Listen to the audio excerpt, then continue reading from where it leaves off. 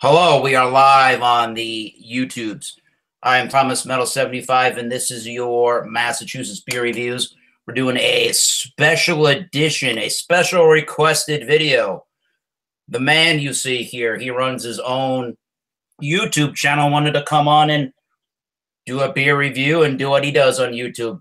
He is from YouTube channel Ready to Roll, as in R-O-L-E, role playing. He reviews board games. His name is Andrew Oliva. Say hello, Andrew Oliva. Hey, everybody, how's it going? Andrew from Ready to Roll. We talk tabletop. Explain what you do on YouTube. Sure. My partner, Rob, handles a lot of our YouTube content. Our YouTube content is a majority 40K, Shadespire, Games Workshop type stuff. I handle more of the Instagram stuff, which is a lot of Magic the Gathering, and we both write a lot of blogs on our website, and that is mostly a good bit of everything.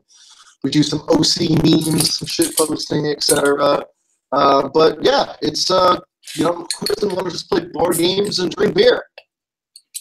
Absolutely. We have 2 live viewers of the channel. Chat is up in case you folks want to chime in and comment. Yeah, I know I suggested a beer to go and grab. I thought it was going to be easy enough to grab. Go figure. The store you went to had the beer, and the store I went to did not have the beer, and we live in the same exact area. So go figure that one out. So you brought. So I suggested the Otter Creek Copper Ale this evening. Now, I have a Sierra Nevada beer this evening. This is their double IPA, the Hop Bullet. It's 8% alcohol by volume, and it's 60 IBUs. Now, the IBUs, for people that may not be aware, stand for the International Bitterness Units. So, water gets an international bitterness unit of 1. So that means that this beer is supposedly 60 times more bitter than a glass of water. So there you go.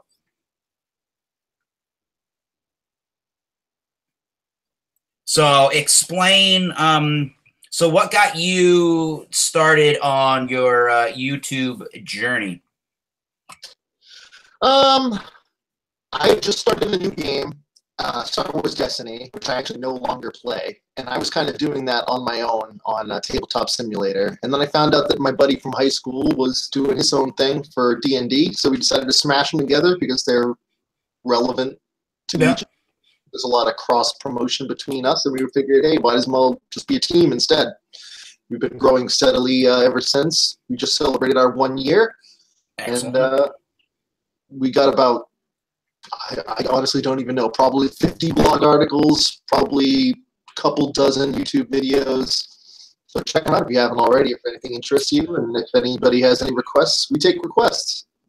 Excellent. I did put in the description a link to go right to the Ready to Roll. So if any of you are watching and are curious and interested about the world of board gaming and role-playing games, go right to that man's channel and subscribe to him. We love to bring new people aboard, and it just seemed like, a perfect match. People do the gaming, people drink the beer. Why not bring both of those people together? It doesn't really matter to me what it is that you like to geek out on. I think even beer nerds are pretty geeky people when it comes to reviewing and describing games, knowing a lot about, different kinds of beers. And I'm sure there's a lot of different elements to the reviewing of the games and a lot of gaming. But yeah, I did review the Hop Bullet the other day when I picked it up.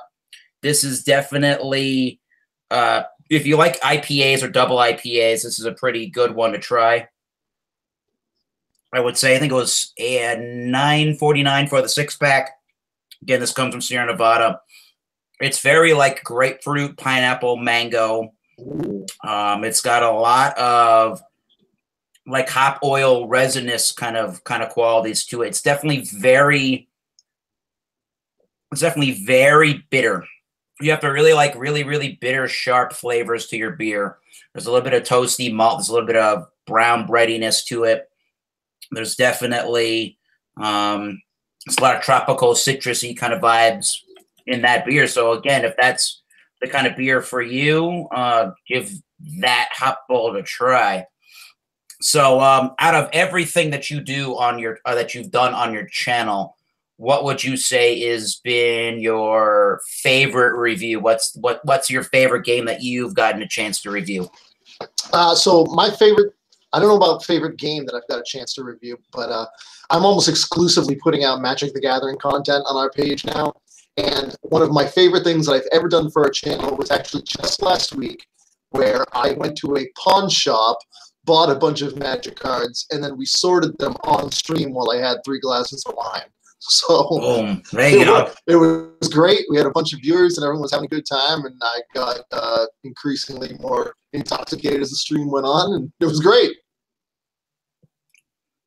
And what's been, I don't want to say the worst moment on YouTube, but what sticks out to you as, well, I could have done that better, or maybe there was something about that review that I didn't like that I wish just could have gone better? Have you ever had one of those experiences? Because I think we all have as YouTubers at one point in our career here. Yeah, we've all had negative experiences with people on the internet. They don't like something, they criticize you in a less than constructive way. Yep. And you just got to brush that off, because for every one of those, there's 20 people that enjoy what you're doing and support you. Absolutely. I can definitely agree with that. So is there a, I'm more into the video. I know much more about the video game stuff and the YouTube on video games and whatnot, but how big is the community that does the kind of stuff on YouTube that you do? How big is your group on YouTube, and do you guys ever get together and do any discussions, kind of like what we're doing here on YouTube? Yeah, the Magic the Gathering scene is huge. Obviously, the game's just celebrating its 25th year anniversary. Dungeons & Dragons is decades old, almost half a century, I think, and more popular than it's ever been. So there's that as well. And yeah, Rob has been getting together and compiling things with other Dungeons & Dragons has a large Twitter following. So he does a lot of stuff on Twitter with other big names in Dungeons & Dragons. We also do we've been sharing some articles back and forth with our friends at Flipside Gaming, who also do Magic content. Ira Bell, she does Star Wars Destiny content. I was on her podcast, her episode 1 podcast. And Top Deck TCG is another one of our guys. He also does Star Wars Destiny content. And, you know, there's a couple of other Magic people that we're just getting into. So, you know, we're just reaching out to different channels. Like I said, I reached out to you guys because beer and board games, they go hand in hand, and wanted to see if you guys would be interested in me doing a review. That's all. Having a fun time. Absolutely. Yeah. Like I say, the great thing about, I mean, there's a lot of the similarities, I think, to what you guys do and what we do, at least, and unfortunately I have to say it this way and preface it this way, but at least with a lot of the negativity and that kind of stuff, unfortunately, there's almost too much of it when it comes to reviewing of beer, which is simply nothing more than a beverage you drink and you talk about its flavor. I mean, there are so many different, I say it that way because there are so many different people that are vary in opinions, and they sometimes could take their opinions just a little bit too seriously. There's the people that like craft beer. There's the people that like, you know, your normal 1830 rack kind of beers, malt liquors, whatever. Sure. People that just want to drink the malt liquors and get drunk as quick as possible. And then there are people, I would say, like myself and a lot of people that I associate with. We just kind of like a conglomeration of everything, and we can certainly find, you know, the merits in a higher end beer like a Sierra Nevada Hot Bullet, or we were doing barley wine review last night on my channel, and after that I went and grabbed a natural ice. So I am mutually unexclusive to beer styles, although my favorite beer style is the IPAs, the hot beer beers, which lends me to the next question. What kind of games would you say are your favorite style? My favorite style. Board games, I like, it's tough to say this But I like card games that are board games. I'm big on card games. Sure. I do like cooperative board games where everyone is playing against the game. Mm-hmm. But sometimes that devolves into like one or two people kind of taking everybody's turns for them. Like, oh, no, don't do that. That'll screw over all of us. You got to do this. And then it's like, okay, well, if you're going to control all four people's turns, why don't you just play this game alone? Like, who cares? Exactly. Yeah. So there's that, downside to those types of games. But if you play with people that are board game savvy, you can get into competitive games without stepping on toes. You can get into cooperative games without anybody bogarting someone else's turns.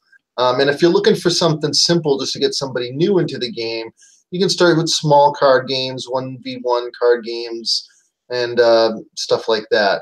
There's a lot of games that have they're like pop-up pieces and no real game board. It's kind of just like I don't know if anybody's ever played Fan-Tan, but that was a card game I played a lot as a kid. It just goes wide across the board, so you got like like rows of cards, and you're putting them in stacks and stuff like that. So it's a board game in the sense that you play it on a tabletop, but there's actually not a board that goes with the game. I would recommend that if you're new to board games, you try something like that. And I'd be happy to give you guys some recommendations over on our channel. Excellent. And what out there just maybe doesn't necessarily do it for you? What do you enjoy maybe the least, or what doesn't really excite you out there? I've always had a love-hate relationship with dice games. Every game needs some sort of randomization element just to prevent it from being the same every time. Right. You either shuffle the deck, or you roll dice, or you shuffle the tiles, or you pick beads from a bag, whatever it is that you do. But me and dice just don't seem to get along. Is that because it's too much of a game of chance, or what makes that not so exciting or fun for on your end? Cognitive dissonance. Mm-hmm.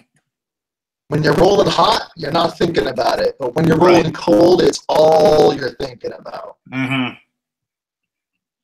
That I can understand. But you can do the same thing in everything else. You can draw dead in Magic. You can flood out. You can get land screwed. It's just how you want to handle it.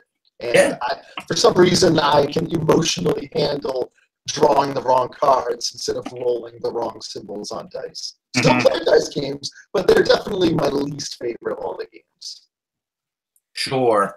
So I'm sure we've all grown up and we've played games.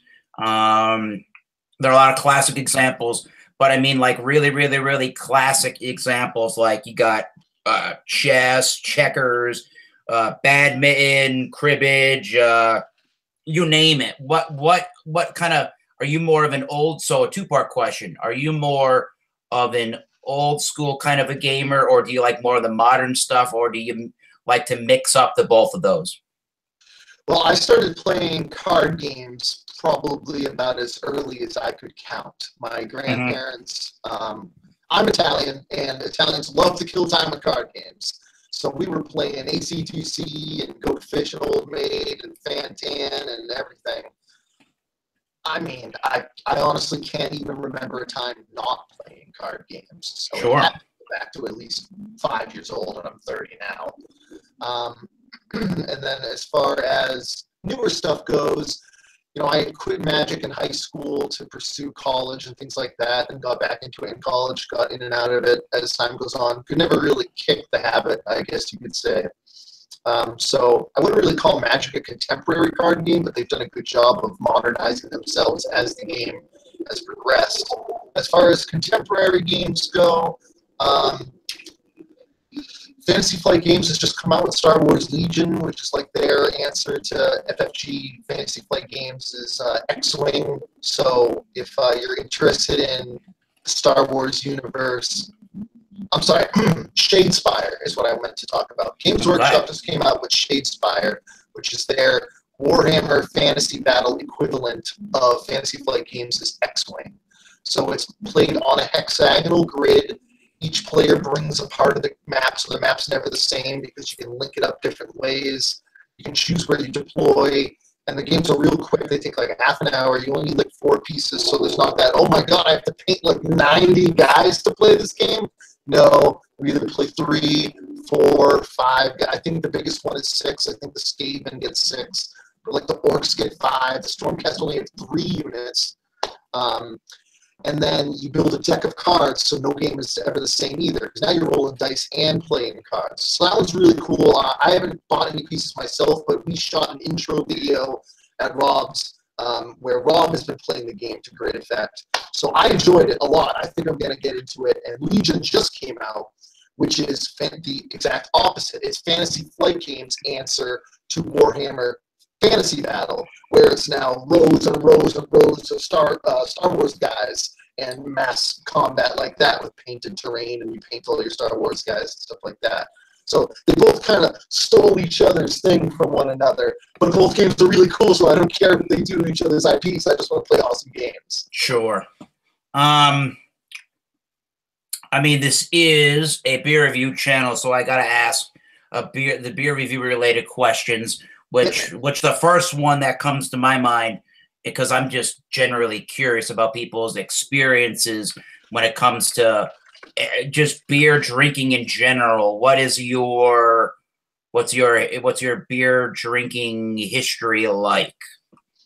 Well, I think like everyone, I started drinking absolute garbage in college, whatever you could get your hands on. Mm-hmm.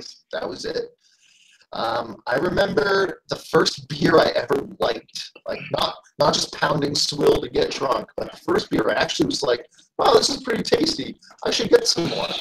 It was Killian's. All right, yeah. So after drinking, a year's worth of Natty Ice and Genesee and what have you, I had a Killian's, and I was like, wow, beer can be tasty. So was on a little bit of a Killian's kick for a while.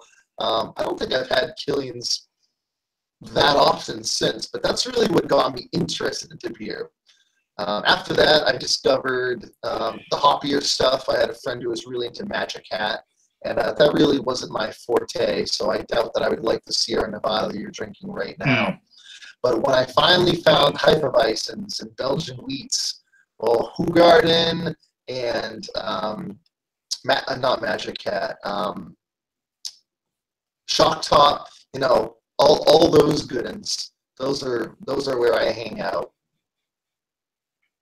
So a lot more, which is still good. So at this particular moment in time, pretty much a lot lighter, more easy drinking, sessionable kinds of beers these days. I like unfiltered, spicy, cloudy stuff. It's great. I did just get off of my porter and stout kick, though, now that the winter is over. Or is it, as I look outside? I don't know. It's supposed to snow 1 to 3 inches on Sunday, which is 6th, 7th, the 8th of April, 2018. So screw that. Looks like I'll be getting some Boulder Stout for that. I guess, yeah. What I like to do is a lot of the time I'll do, and there's a lot of local stores, probably no matter where you guys are. We have Backwoods Billy Craft Beer Reviews watching. Hello, sir. He says, Shock Top Belgian White is a beautiful beer. And he says, what about New England IPA? That is, as you probably know, that's Billy. That's definitely my game. The New England IPAs, unlike more of the West Coast that has more of like a pine and almost like a caramel kind of a maltiness, those kind of beers are almost like pineapple, orange juice, grapefruit juice. They're the very cloudy, hazy beers that come from New England, but for some reason, New Englanders decided that their IPAs needed to taste like a tropical fruit juice. And all it is hops, usually hops, water, yeast, and malt. So that's like my favorite thing that I like about beer is because, sure, you can add ingredients to beer and you can make flavored whatever in your beer, right? But if you're just using water like this, if you're just using water, hops, yeast, and malt, and you're getting real food flavors or real drink flavors from something that's not actually brewed in this, and you can really figure out how to describe all of that. That must be a pretty good beer. They must have done something right where you can pull out all of these flavors and notes, and none of it's really in that beer, but because of the kind of hops they use and the kind of malts that they're using. And as you talked about, unfiltered beers, the wheat and the yeast component can definitely contribute a lot to flavors. So back to what I was saying there, the thing that you can do in craft beer these days, which is really, really nice, you don't always have to commit to a full 6-pack or a 12-pack or even a 30-rack these days. You can do a lot of mix of sixes. So you can go to lots of local beer stores and just buy singles and make your own mix of six. And you get to cut down on some of the cost and try one at a time and figure out what you like and what you don't like, because, well, there's a good way to spend some money and maybe not know if you like something. If you just bought a whole 6-pack of it, oh, I don't like the beer, I got to drink 6 more. You serious? But I don't even feel right at the end of the day if I don't like the beer. I mean, maybe somebody else will, but I just kind of feel weird about, well, I don't like it. That doesn't mean that I want to give it to my best friend, for God's sakes. It just seems kind of weird. But how do you, I guess that's the way that I figure out a lot of beers. Either I do the mix of sixes or I'm on the internet, on YouTube all the time. How do you find out about a lot of games or different games that maybe you are not so familiar with? Well, there are a variety of different social mediums. We all know that you can go to YouTube and just Google board game reviews or whatever. I trust Reddit, whether that's against my better judgment or not. Spend a lot of time on Reddit looking at people reviewing things and cross-posting stuff. I have a couple of Google alerts to follow, like the major games manufacturers, Fantasy Flight Games, Games Workshop, Wizards of the Coast. Been playing a lot of Gwent lately, which is an e-card game after The Witcher.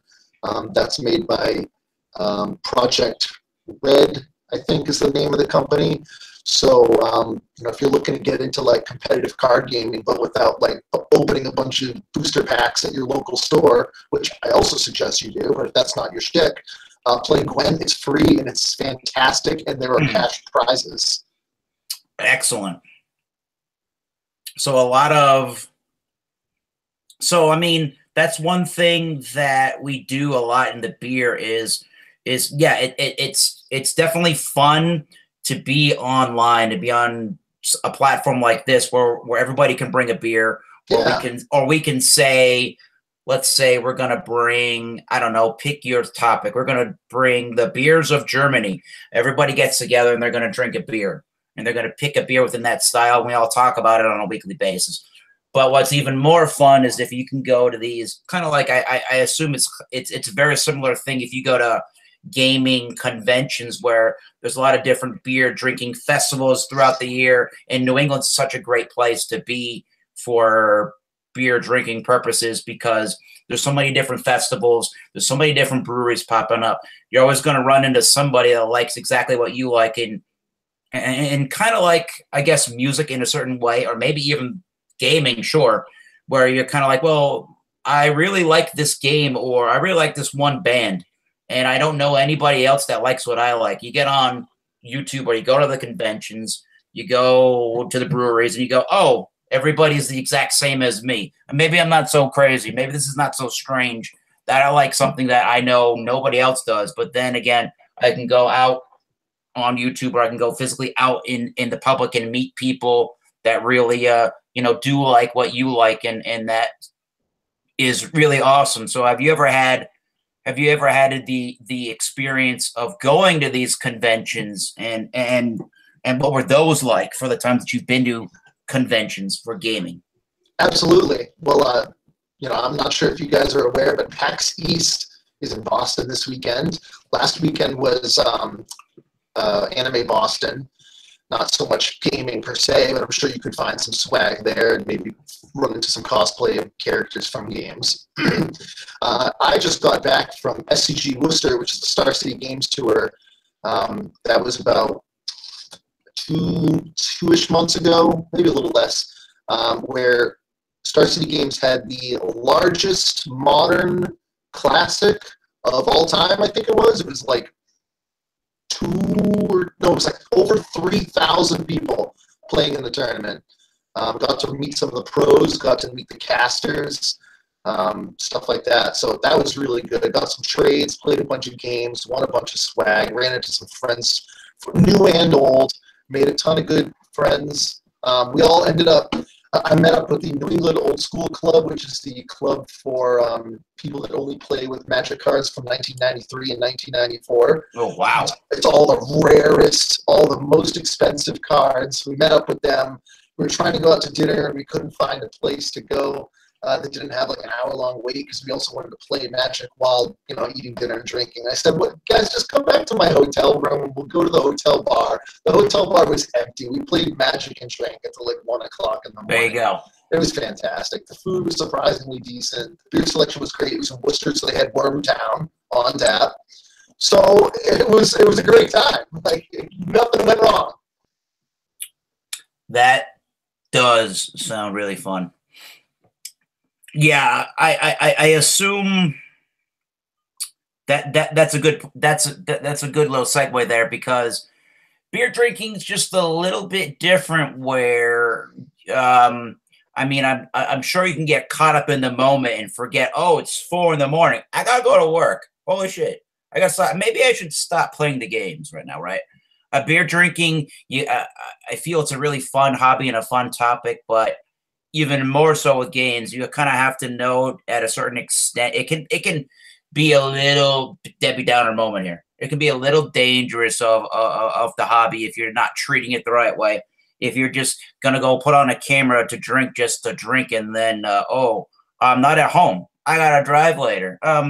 Yeah, just do this. All I say about that is just do the topic and the hobby with a little bit of caution and reserve, but make sure that it's fun first and foremost. Nobody wants, maybe somebody does.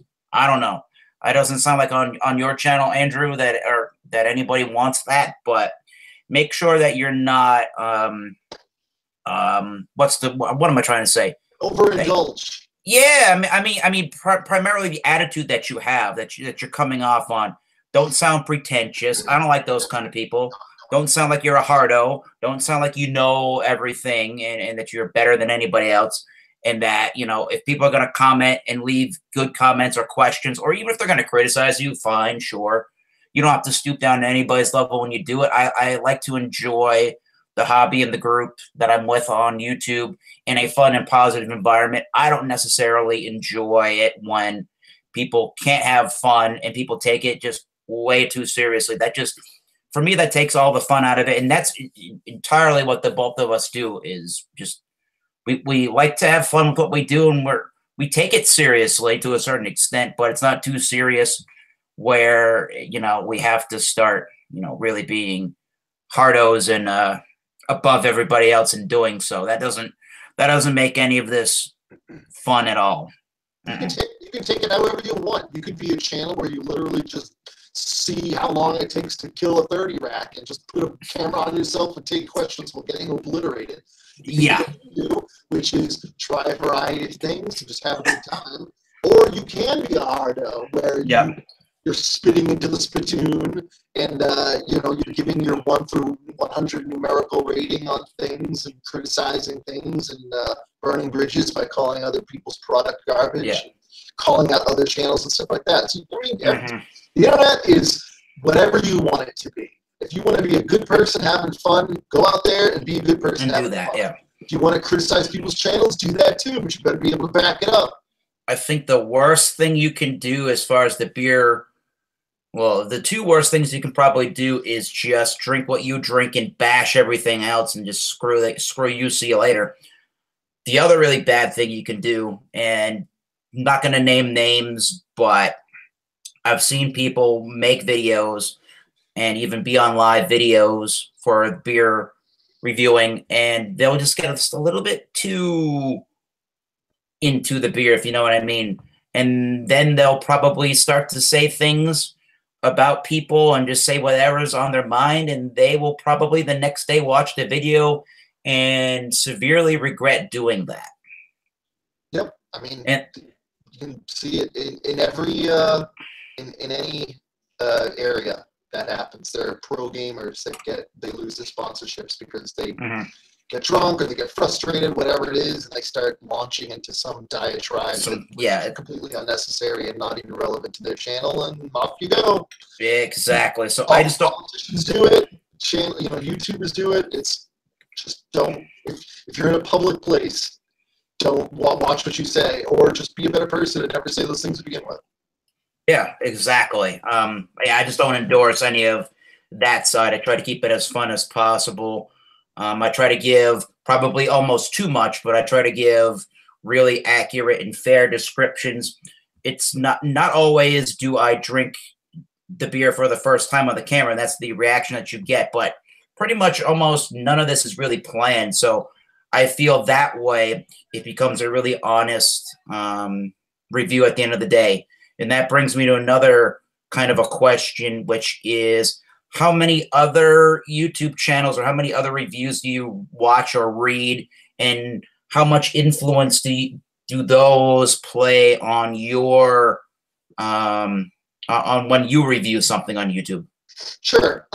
So I follow the Star City Games circuit. I follow anything professionally Magic related, so also the Grand Prix and the Pro Tour and stuff like that. I also follow Top Level Podcast, which I think they do a really good job of mixing fun with actual Magic knowledge. And I also follow Limited Resources, which does essentially the same thing. I need a good bit of humor. I can name some X-Wing podcasts too. There's the Minox Squadron. Those guys do a great job of giving you actual X-Wing advice while also talking about football randomly and just having a good time. I really like Radio TCX. They're a little less nonsensical. They're a little more no nonsense, but they're quick and they know how to give you information without it being dry. So shout out to Radio TCX. I always enjoyed their content when I was actively playing X-Wing. Minox Squad, they're just a hilarious group of guys. The Hyperloops are putting out some insanely top-level competitive Star Wars Destiny content. Shout out to the guys over there, Nick, Joe, and Mike. I play X-Wing with Mike sometimes. So shout out to them. If you're looking for Star Wars Destiny content, that's where to go. I also listen to some music stuff or whatever, but nothing crazy into gaming. I like to form my own opinions, but I do my fair amount of reading too. Yeah, that can be a very.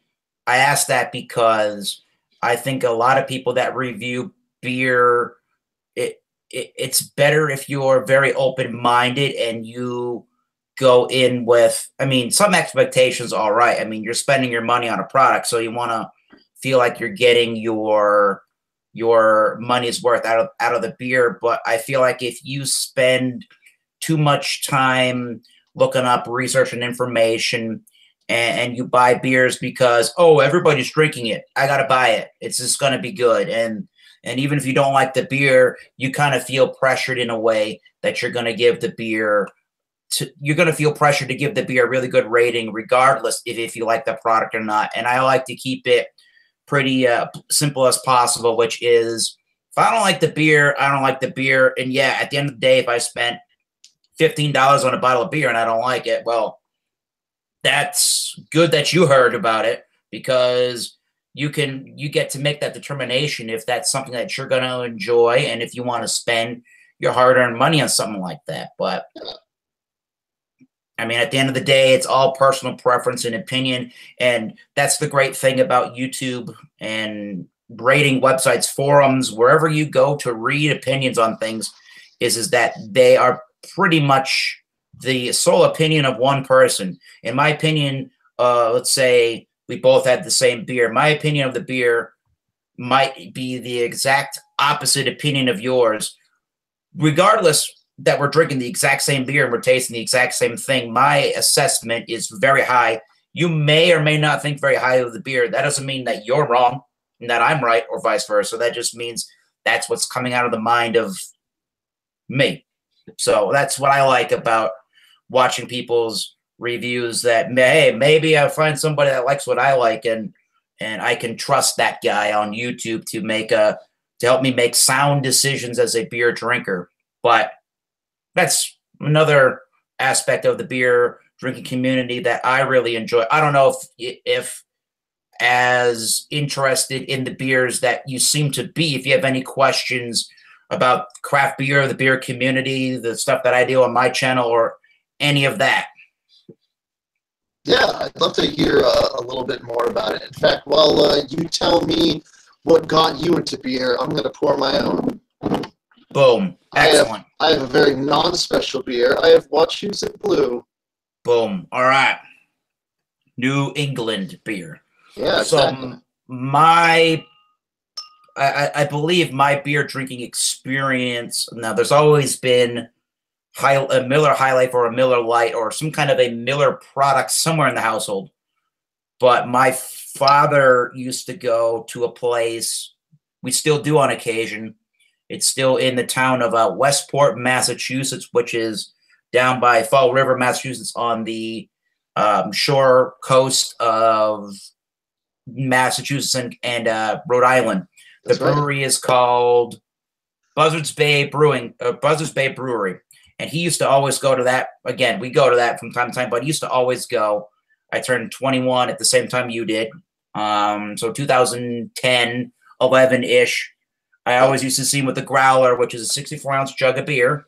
He would go to the brewery and fill it up, and that's how I got into craft beer. I would try what he brought back, and because I knew he liked some of that stuff too, and I kind of got into it from there. I bought a 6-pack of Sam Adams. The first beer that I bought myself was a 6-pack of Sam Adams Boston Lager, and I really enjoyed that. And I started researching beer on YouTube. I found a fellow YouTuber. His name is Jay Terriot. He does the Louisiana beer reviews. I assume if you type in any major national beer plus the word review to YouTube, in some way, shape, and form, you will find Louisiana beer reviews. So that was really instrumental in me watching his channel, watching him review beer, going, I would like to actually review beer and do it like we're doing it now. Nice. So I contacted him. I became friends with him on Facebook, contacted him and said, well, how do we do this? Can we like film a Skype review and then upload it to YouTube? How do we both review a beer together? And he found a way in 2000, I think it was 11. I think it was either 11 or, I think it was December of 2011. He found a way to do this whole Google Hangouts thing. And I think we reviewed Miller Genuine Draft of all crazy beers. And I don't know but there were people that were doing these kind of reviews where they would film each other doing a chat discussion. Don't really know how they did it, but I think us two were the first people that ever got in front of a camera to review a beer like this. I hadn't seen anybody else do it before then, and now you look all over YouTube and you'll see all these different beer YouTubers, malt liquor drinkers, whiskey drinkers, wine people that just sit there with the beer or a wine or a whiskey and review it like this. It's really cool. It's a really cool way to get in touch with the beer community across the nation. And I have some friends and buddies that are from England. I know a guy in Denmark through beer. I know 2 people in Australia through beer. A couple of people in Canada. It's crazy, but that's amazing. That's what I like about this craft beer community. We can all be friends on Facebook. We can all chat together. We can all go on a camera like this and just talk about beer and BS and whatever. Sometimes we'll just do a beer and BS and have no agenda, but here's what I brought. Want to hear about it? All right, sure. It's Friday. Here we go. That's awesome. So excuse me, is it fair to say that when you were doing these roundtable discussions, it was fairly, I wouldn't say unpopular, but not as popular. There weren't as many, and then for whatever reason, these types of roundtable discussions took off, and you just appreciate being a part of that movement. I think I feel like what happened was early on in YouTube, there were a lot of, or early on in what we see as beer reviewing on YouTube, as that became much more popular, people wanted to connect and collaborate with these people, especially the connecting point, the connection point, which isn't only just commenting on these videos, but when people see that, oh, you can actually interact with the actual YouTuber and buy the same beer as that guy and drink it and have an actually live discussion with that person, that kind of brought it to a whole different level that nobody really thought about. Yeah. So I find that really cool. It's that a lot of the more popular guys that do the YouTube beer drinking, a lot of some of them are more of those people that are snobbish and oh, I'm drinking a double IPA, you're drinking a Rolling Rock, yeah, see you later. No, there's a lot of people that want to have discussions and keep it going and keep a family type atmosphere to beer drinking on YouTube. So we definitely invite anybody that wants to come. We'll just give you the link. You come, drink a beer, have some fun. If you're not going to have fun, see you later. Goodbye. Yeah. I mean, that's all you can do, and that's how you should approach almost any aspect of life. Is if you like something, surround yourself with other people that like it. Yeah. For whatever reason, whether it's because you're looking for other people's subjective or objective opinions, or whether you're looking to just make friends, or whether you just enjoy the company of whatever your hobby is, or don't. Like, if you don't want to be around those people, there's nothing wrong with also just being a beer taster, not like a hermit, don't be like a weird socially inept person, but like if you just want to like review beer at home and then like go out into the world and not review beer, like you can do that too. Again, the internet is whatever you want to make of it. If you enjoy making content, even if no one is watching it, it's for you. The way I look at it is I do it for me. It gets things off of my chest. I have things going on in my head all day. What about this magic deck? What about that magic deck? That new card could be good. It might not be. And this, for me, is just a way to let that all out. And if people enjoy it and actually use my word vomit to some sort of constructive use, then that's even better, because I got to relieve myself of my internal pressures. I got to have fun, and I helped someone else out in the meantime. Yeah, we have a question on the chat. We have 3 live viewers. Go figure that. Backwoods Billy, great beer reviewer. I think he is a home brewer and has a Cicerone certification, which is like a beer type sommelier. Go figure that. He asks if I have any craft beer experience or brewing experience. I've been around. My father used to do some. And my grandfather on my mother's side used to do some. Besides that, none. Maybe one day I'll buy like a Mr. Beer kit and try to do that. But as my father used to say, or after he was done sort of doing the beer brewing, he used to always talk about, beer, you can brew beer. It might come out pretty good, but it's still not going to hold a candle to the stuff that's already prepackaged that you can buy at a store. And that's probably true. But I feel that, that could be a useful tool as a person that discusses beer, is a connoisseur of beer, likes to review it. Just having any more knowledge about the beer and the brewing process and what goes into making the beer could be nice knowledge to have, I suppose. Absolutely. Yeah. My local liquor store, Wines and More Mansfield, they put on things every Thursday. They're doing like the wines of Argentina right now. Totally free. Try out some stuff, meet up with some cool people, learn something about something you enjoy. Who doesn't want free seminars about something you like? Absolutely.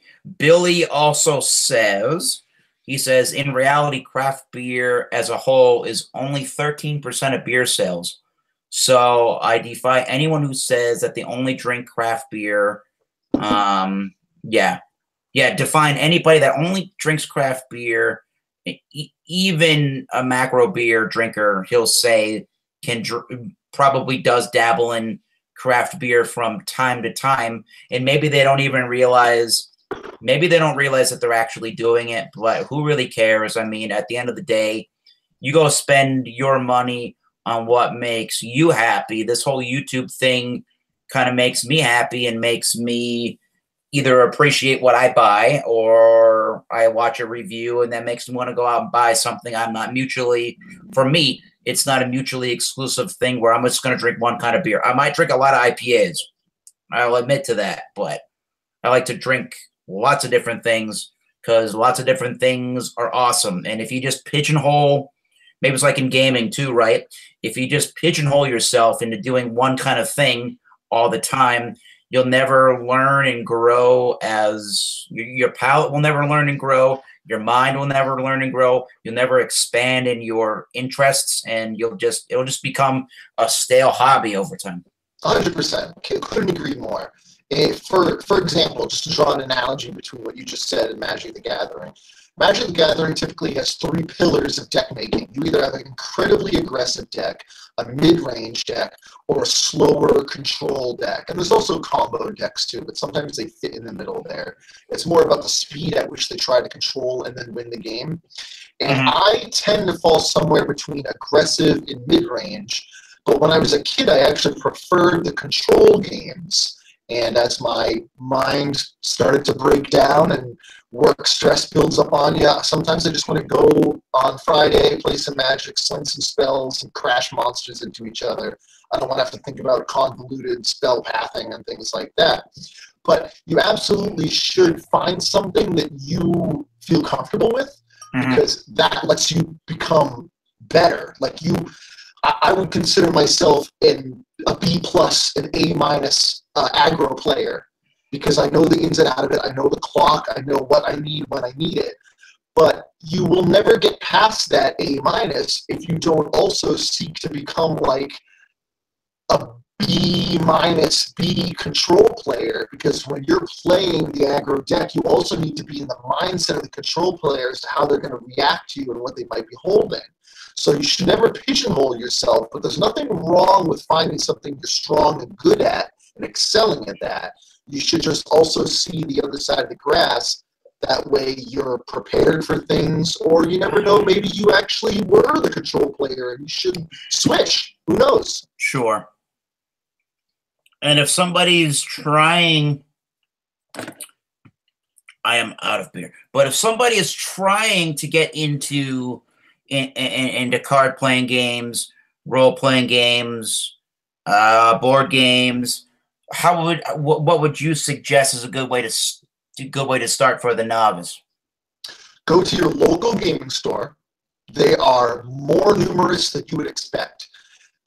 When we were kids, we used to hang out at this comic book shop in town, and now gaming is mainstream. You can find a gaming store anywhere in the country within a reasonable drive if you're in some flyover country, but I digress. Go in, introduce yourself, talk to the people. They're usually pretty friendly because if they work at a board game store, they're chill, board gamey people. Be like, hey, I don't know what the heck I'm doing. Yeah. Can you show me something? They often have games right on the shelf that you can just, or like in a free-to-play area, where the person who's working that day will walk you over to it and be like, why don't you and your friends try out this game? It sounds like something you guys might enjoy. And if you don't like it, come get me and I'll find you another one. So you can even try before you buy in these places, which I highly suggest you do, because high-end board games can be up into the $50, $60, $70 range, sometimes more. A competitive Magic deck can be anywhere between $50 and $300 for standard, and you're looking at 4 digits for modern. 800s, 900, 1,000. Don't even get me started on legacy or vintage, because now you're looking at like mortgage payments as a deck. The point I'm trying to make is use the tools that you have available to you. Don't just walk out into the dark and buy a stack of 12 board games at Target. Go to the game stores where these people get paid to research and sell and encourage people to play more games. They'll help you. They're very nice. And you're going to meet other people there that also don't know what they're doing. And you guys can explore a weird new game together. Now you've made a friend and found a game you like. That's a double whammy. You just kill two birds with one stone. Amen. And then your new friends are going to get you into games. You're going to get them into games. And now it's all just self-circulating. That's how you get started in gaming, is you find other gamers and then ask for help.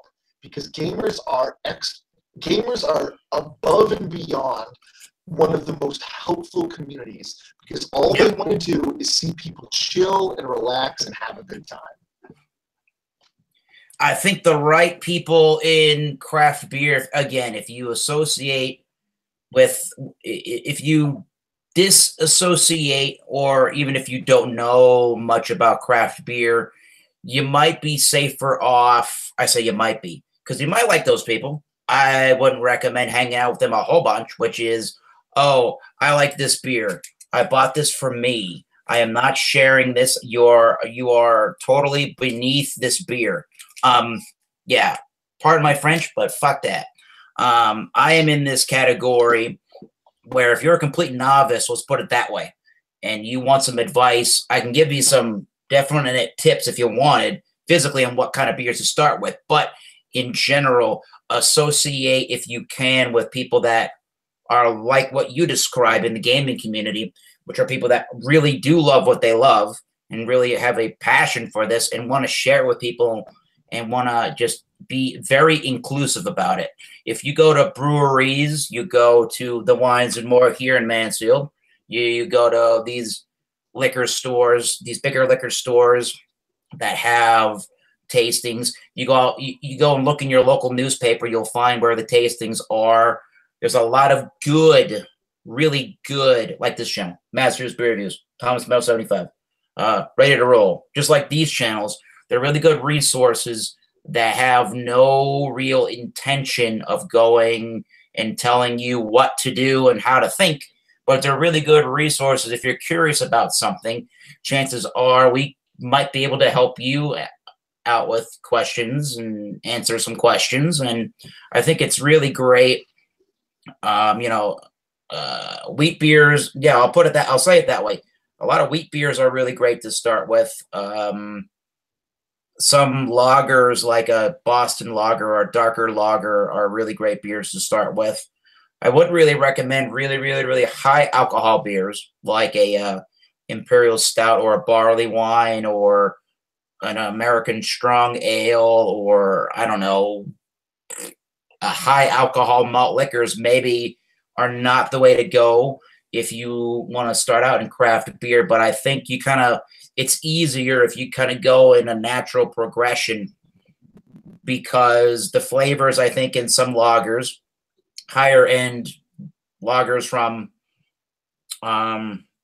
craft breweries, and some wheat beers, and maybe like a lot of German styles are very approachable. And Czechoslovakia, Czech Pilsners, they're very approachable kind of beers. So just ask for opinions and look for opinions. And there's a lot of different beers in those styles that you have definitely access in the United States and the Western Hemisphere to go and try. Just go and try them. Again, buy them in single bottles if you can. Don't spend a whole bunch initially, because if you don't like this, then you just spend a whole bunch of money. You got to pony out the beer to somebody. But what I found is that it's not an overnight thing. You're not going to find that you like everything immediately. It probably took me a good 3 to 4 years to even enjoy the flavors of hoppy beers and bitter flavors. And it's probably took me just as long to get into Belgian beers that have more of tart, sour, yeasty, kind of funky components to them, a wild yeast kind of components, earthy, bitter components that just aren't natural to a lot of other products you can drink and eat. So this takes you a while to get accustomed to those kind of things. But again, go to stores. There are beer geeks that work at these stores. Go online. There are beer geeks that blog and video vlog online. You can find a lot of resources, but Don't be afraid to just buy something off the shelf just to try it. You never know what you're going to find. And sometimes if you don't look up a beer review and you just buy a beer blindly off the shelf, you're going into it without any expectations, and that might even yield a greater results as if you had an expectation that everybody said, oh yeah, hot bullet, you got to try it. It's the greatest thing ever. 50 people said that. You drank the beer and you went, well, that didn't make any sense. Those people are wrong. That just doesn't mean that they're wrong. That just means that you don't like it and your expectation was so great that you just thought it was going to be that good, and then it wasn't. So sometimes just buy a beer. You never know what might happen. Yeah, I couldn't agree more. You know, just I mean, don't go out and buy a $2,000 bottle of wine, but sometimes just, you know, for a lack of, or pardon my French, but fuck it, spend $15 on 6 random ass beers, go home, have a couple of friends over, and just pass them around. Pour them out in 3 different glasses, watch a movie, and just be like, this one's weird. Do you like it? No. All right, fuck that one. Hey, that one was pretty cool. I wish we had gotten 2 of them. Yeah, oh well, we'll get 2 the next time. And just have a blast. Write down stuff you like and don't. Keep a log. I'm big on paper, so write something down. Keep a Google Doc going or a whiteboard going with your friends. And we've tried this one. We've tried that one. We liked this one. We didn't like that one.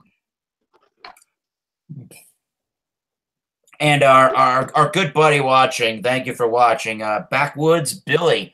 He tells us his wife is a gamer, and she plays The Sims. She likes shooting games and puzzle games as well. Yeah, well, all of that is good. I am a big video gamer. I don't know if you can see that in the background, but I have made I bought this arcade machine, a sit down, what do you call it? like a fighting game cabinet, sit down, and it's got what's called a X arcade tank stick. It's 2 joysticks, 8 buttons, player 1, player 2. It's got a coin 1 and 2, and it's got flippers if you wanted to use pinball emulators on it. Wow. And it's got a trackball. And I have the main arcade software, which stands for Multiple Arcade Machine Emulator. You literally can play almost any classic arcade game you want. And I have this Windows 10 machine. I downloaded a program to run those games, and I downloaded another program. It was called Hyperspin, which what Hyperspin does is it takes away the need to use a lot of on-screen menus, like, you know, opening up folders and selecting games from there. It makes this whole thing look really, really beautiful and nice. So you just scroll through games, you can scroll through your favorites, and you can scroll through different genres of games and launch them up right there. And you can make a command where you can exit out of the program and you go right back to the menu screen. And gaming and beer in that sense with arcades from the 80s, 70s, 90s, and 2000s, that is fun on a Friday night. I'll tell you that. And you don't have to spend the money to do it. Well, the initial cost is a little bit, but this is a penny. But if this was a quarter, you don't have to keep pumping in quarters to do it, which some people would say that's cheating. You can win a whole game of Teenage Mutant Ninja Turtles without ever spending a real actual quarter. Well, but it's fun, at least. I like doing that. Yeah, and you can take it to whatever level you want. You can just buy a Game Boy and just, do they even make Game Boys anymore? You can buy a Switch. Oh yeah. And, just play Switch, or you can buy your sweet rig and you know, play 3DS. Play the 3DS Smash Brothers 3DS. Go for it. There you go. Do whatever you want, or you can have like a $1,500 gaming computer like I have, which is like already 2 years old and needs to be replaced. But depends on what you want to do with it, right? Yeah. You got to keep this. I like to keep it fun, and that's what we do here on this channel, Masters Beer Reviews, every Wednesday night at 7:30. I guess it's Eastern Daylight Time now. we do beer examinations. We have a panelist of people, and they come together, and we drink beers based on either a topic that we choose, or we might choose an actual beer for everybody to go out and pick up, and we go round robin style, almost like you're at a table, and discuss and talk about the beer. We have another YouTuber. His name is Tyler Mansell, which is spelled Mancl. He does Friday night beer examinations, same kind of topic. So a lot of different. If you look hard enough in the beer community, you'll see people doing what we're doing right now. And I have a feeling if you ask if you can join up on one of those beer reviews or on one of their live chats, I'm sure they would let you join. So we're very inclusive. If you want to join us, just leave a comment here in this video, and we will accommodate you on that. Next week, we're going to do, we're looking at Belgian-style beers. So bring a Belgian-style beer. But how can people find you on YouTube? You can find us at our channel, which is YouTube-C.ready-to-roll, all one word, all lowercase. We're also in the description below. Yep, in the description below. Thank you. We've also shared your channel on our Facebook, which is where we do a lot of stuff. Boom. We are Facebook or fb.com/ready-to-roll. On Twitch and Twitter, funny stories, our name was taken, so it's ready_to_roll. And on Instagram, it's ready to roll, which is where you can find me most of the time. We're also on Discord. We have our own Discord channel. If you ever want to just come in and talk to us live, if you have a question, just show up in our Discord and start spouting off questions. We all have Discord on our mobile phones. We'll answer them right away. So just barge on in and start talking. Why not? Yeah, you can find us everywhere. Just make sure you spell roll correctly. ROLE. It's a double entendre, like ready to role playing. But also our logo is a die, so rolling of the dice. So yeah, we had a lot of fun with making the name, and one of our followers actually came up with the "We Talk Tabletop" tagline, so we appreciated that. Also, shout out to our one and only Patreon, Ian, who's a local guy of ours, and it's just fun for us, and if we make other people happy at the same time, that's just gravy. Excellent. So I will definitely extend the invitation. Anytime you want to drink a beer on a Wednesday and we got a topic and it sounds right up your alley, join. Anybody that wants to do so, again, they can find us right. They can find my channel right here on Thomas Metal 75.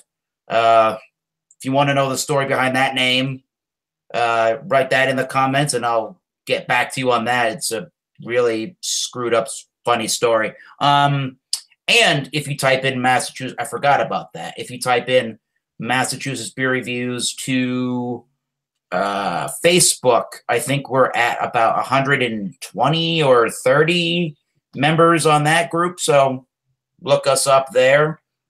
I don't post as much as I should. I apologize, but there's so many good people that are involved in that group that are members that post all the time. So the content on beer community in YouTube is these days practically endless. If you have a beer in mind that you're looking for a review, chances are if you search it on YouTube, somebody has reviewed it. And if not, and I can get the beer, let me know. I will try to review it. I take all suggestions very seriously. If you want me to review non-alcoholic beer, I've done one. I will do it. But let me know what you want to review, what you want a review of, and maybe a Wednesday night, maybe I'll just do a personal review. So I got to say this was cool. We got awesome. Backwoods Billy and two other viewers or one other viewer. So people, thank you. This has been Massachusetts Beer Reviews with Ready to Roll. Excellent. I appreciate you stopping by the Massachusetts Beer Reviews channel of YouTube. And as I say in all the beer reviews, until next time, keep tasting those great beers. Yeah. Cheers. And I will see you soon. Go check out Ready to Roll. Thank you. As in role playing. Description for the channel below. Until next time, again, cheers. See you soon. Bye, everybody. Thanks for having me.